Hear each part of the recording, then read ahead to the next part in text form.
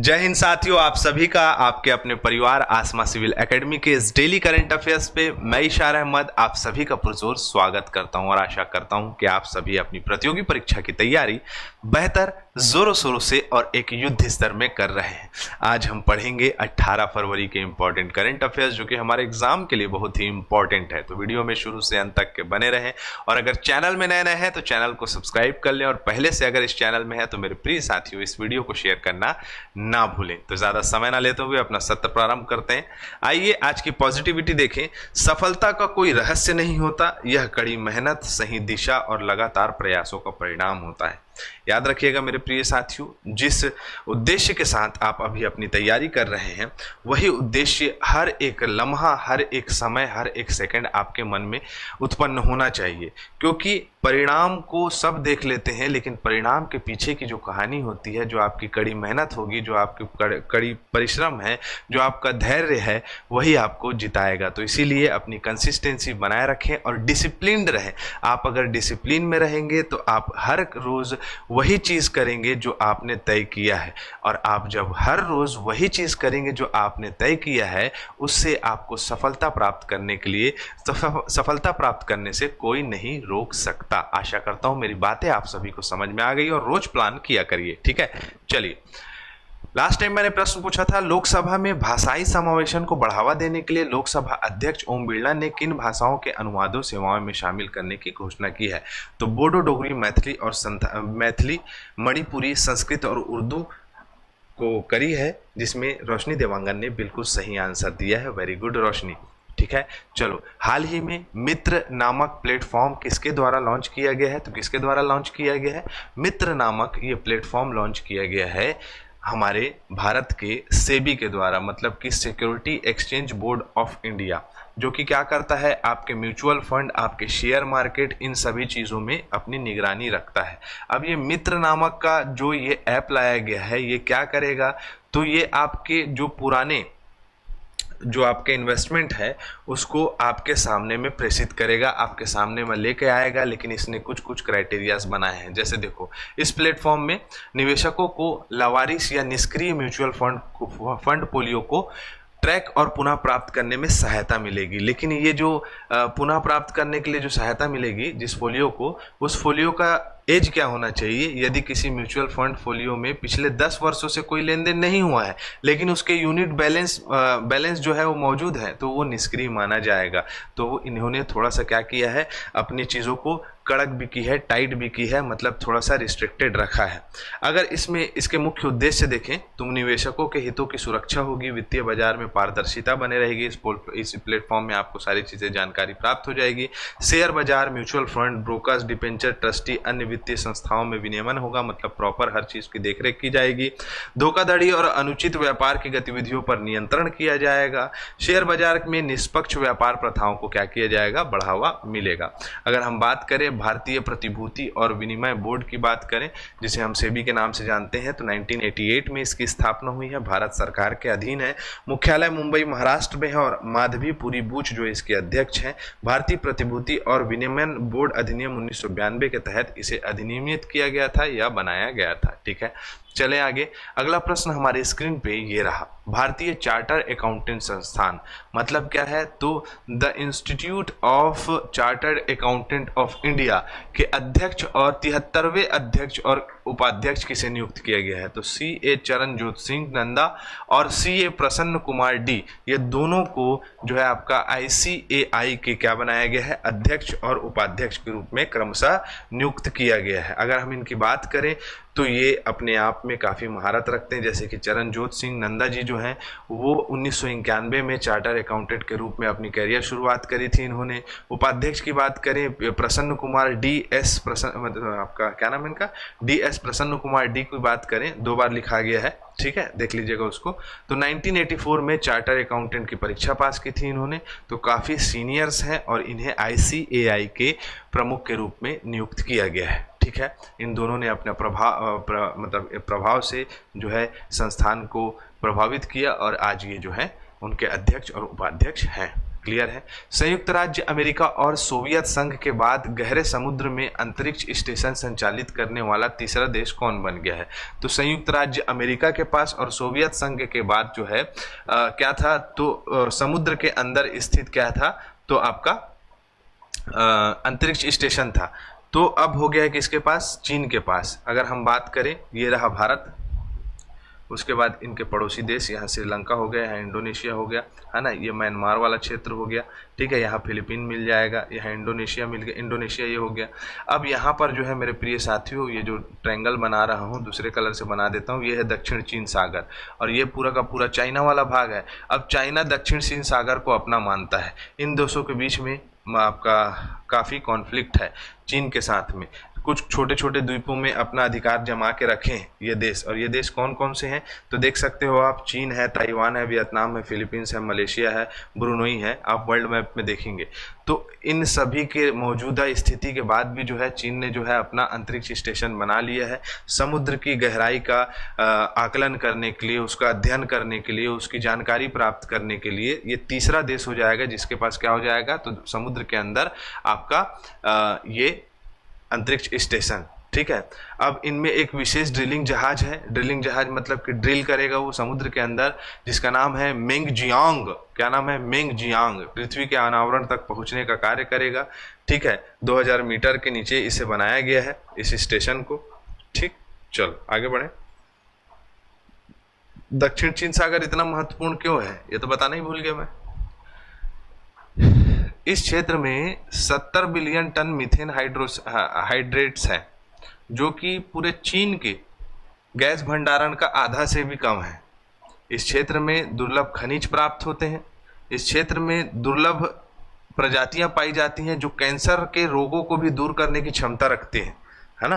तो इसलिए ये बहुत महत्वपूर्ण जगह है जहां पर अधिकतर अपना कब्जा बनाया रहता है। कौन? तो चाइना। चलो अगला है, मेटा ने किस परियोजना के तहत 50,000 किलोमीटर लंबी अंडरसी केबल, लंबी अंडरसी है वो, अंडरसी लिखा गया है, वो होगा क्या, तो यहाँ लिखा होगा, ये लिखा है ना, ये ऐसे है, अंडर और सी है। इससे क्या पता चलता है? अंडर सी मतलब समुद्र के अंदर बिछाने की योजना बनाई है। इसका नाम क्या है? तो प्रोजेक्ट वाटरवर्थ। क्या काम करेगा ये? तो समुद्री क्षेत्रों से या समुद्र के अंदर जो है ये 50,000 किलोमीटर, अफ्रीका, यूएई, तो जितने भी देश हैं उनके बीच में 50,000 किलोमीटर का ये केबल बिछाया जाएगा। इससे मेटा के द्वारा इंटरनेट सुविधा प्रोवाइड कराई जाएगी। अब वो इंटरनेट सुविधा जब लोगों को मिलेगा तो काफ़ी सस्ता भी होगा, जिसमें पारदर्शिता रहेगी, जिसमें जो है भारत और अमेरिका के बीच में कनेक्टिविटी अच्छी बनेगी और बाकी देश के बीच में भी अमेरिका की कनेक्टिविटी अच्छी बनेगी। और ये आर्टिफिशियल इंटेलिजेंस का भी उपयोग करेगा, जिससे कि इंटरनेट सुविधा सस्ती हो जाएगी, ठीक है। चलो, तो ये केवल 7,000 मीटर गहरी समुद्र में बिछाई जाएगी और ये गतिविधियाँ काफ़ी सुरक्षित है, ऐसा बताया गया है ना। तो मेटा के द्वारा ये लाया जा रहा है। स्थापित कब किया जा रहा है? तो फरवरी 4, 2004 को। पूर्ववर्ती नाम इसका फेसबुक इंक था। मार्क जुकरबर्ग इसके संस्थापक हैं।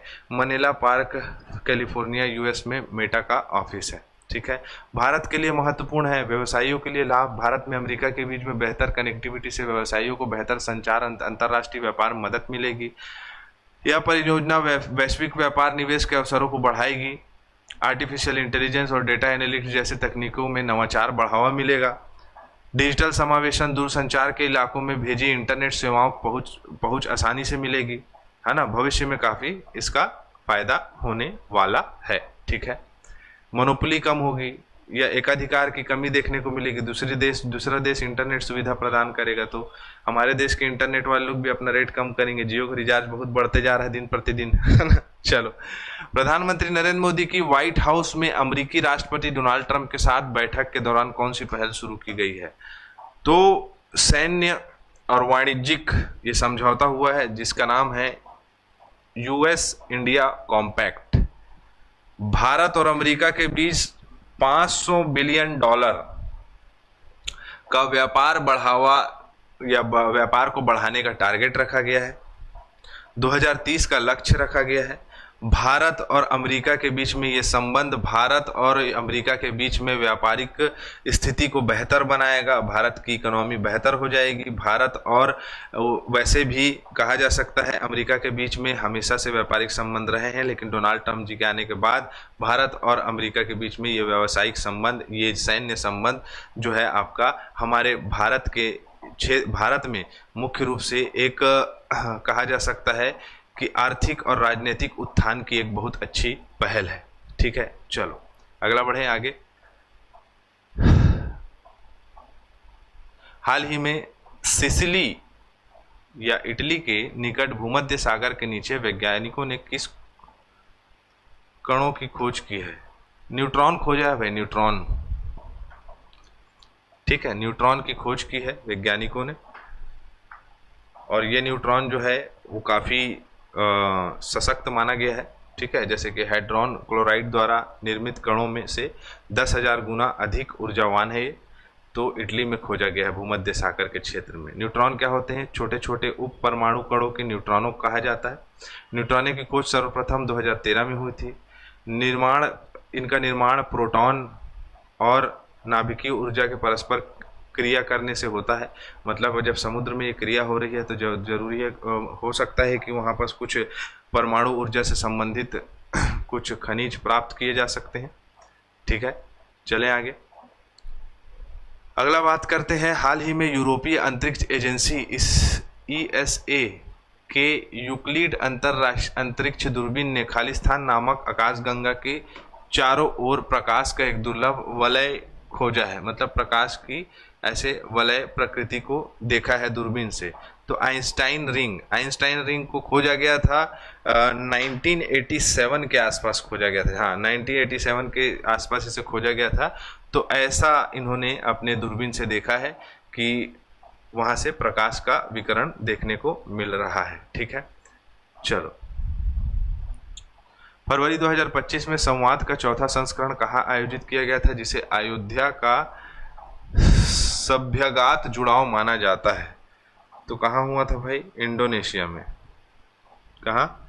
इंडोनेशिया में एक जगह है, सॉरी थाईलैंड भाई, थाईलैंड में होगा। थाईलैंड इंडोनेशिया एक जैसे लगता है ना।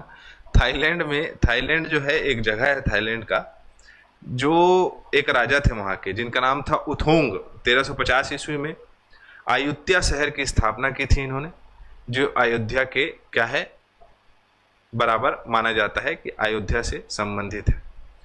ऐसा क्यों है?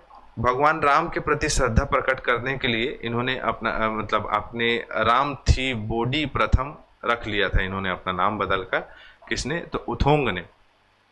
तो भगवान राम से जो है ये काफ़ी प्रेरित हैं, और यहाँ पर संवाद हुआ, और इसमें एक दूसरे देशों को आर्थिक बोलता हूँ भाई, क्या कहना जाना चाहिए, सांस्कृतिक आदान प्रदान करने में, बात करने में काफ़ी अच्छी स्थिति प्रदान की गई, जिसमें बौद्ध धर्म और हिंदू धर्म दोनों की धर्म से संबंधित बातों को सामने रखा गया और उसमें जो है चर्चा की गई, है ना। चलो,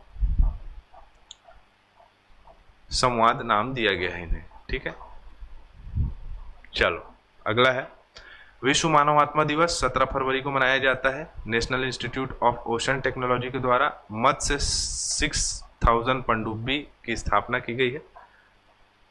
हाल ही में राष्ट्रपति डोनाल्ड ट्रंप ने भारत को कौन सा लड़ाकू विमान देने की पेशकश की है? तो F-35। हाल ही में केंद्र सरकार द्वारा बाजार हस्तक्षेप योजना के दिशा निर्देशों में संशोधन किया गया। यह योजना निम्नलिखित में से किस योजना का घटक है? तो प्रधानमंत्री आशा योजना का घटक है। इंडियन ऑयल कॉरपोरेशन लिमिटेड जो है UAE की company Abu Dhabi national oil company के साथ जो है साझेदारी किया है। 14 वर्षों का इन लोगों का क्या हो गया है? टाई अप हो गया, एक दूसरे को, मतलब आपके यहाँ से कच्चे तेल प्राप्त किए जाएंगे। NTPC निम्नलिखित में से किस कंपनी ने जल तन्यशीलता पर फॉरवर्ड फास्ट सस्टेनेबिलिटी अवार्ड 2025 जीता? तो NTPC ने जीता। ठीक है, राज्यों में पंचायतों को हस्तांतरण की स्थिति के रिपोर्ट में कौन सा राज्य शीर्ष पर है? तो कर्नाटक है। हरियाणा में नीलगाय को मारने के लिए अनुमति दे दी गई है, लेकिन बहुत लोग इससे नाराज हैं। वेलवेट नाम का ऑडियो स्टोरी टेलिंग प्लेटफॉर्म है, जिसके सह अध्यक्ष बनाया गया किसे? तो क्या नाम है भाई इनका? अरे अच्छा नाम है ना, पंकज त्रिपाठी। ठीक है, चलो, संविधान के किस अनुच्छेद के तहत मणिपुर में राष्ट्रपति शासन लागू किया गया है? आपको आंसर देना है। हमारा सत्र यही कंप्लीट होता है, मैं इसी के साथ इजाजत चाहूंगा। जय हिंद, जय भारत।